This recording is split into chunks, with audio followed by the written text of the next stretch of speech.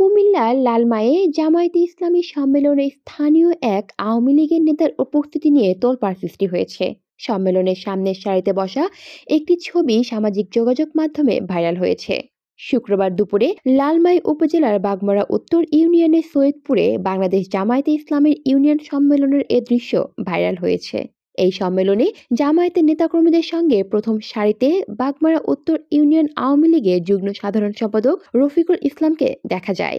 এই ঘটনায় স্থানীয় জামায়াতের নেতাকর্মীরা ক্ষোভ প্রকাশ করেছেন। দলীয় সূত্রে জানা যায়, বাগমারা উত্তর ইউনিয়ন জামায়াতের আমির মাওলানা আব্দুল মান্নানকে সভাপতিত্বে ও সেক্রেটারি নাজমুল হাসানের সঞ্চালনায় সম্মেলনে প্রধান অতিথির বক্তব্য রাখেন বাংলাদেশ জামায়াতে ইসলামের আমির সেক্রেটারি জেনারেল অধ্যাপক মিয়া গোলাম পরোয়ার।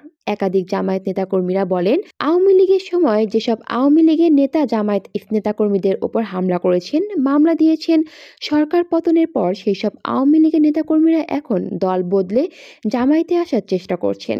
বিষয়টি দুঃখজনক। এদিকে জামায়াতের সম্মেলনে উপস্থিত থাকার বিষয়টি স্বীকার করে আওয়ামী লীগের নেতা রফিকুল ইসলাম বলেন, আমি আওয়ামী লীগের পদে আছি, এটা সত্য। আমি পদত্যাগ করিনি, তাও সত্য।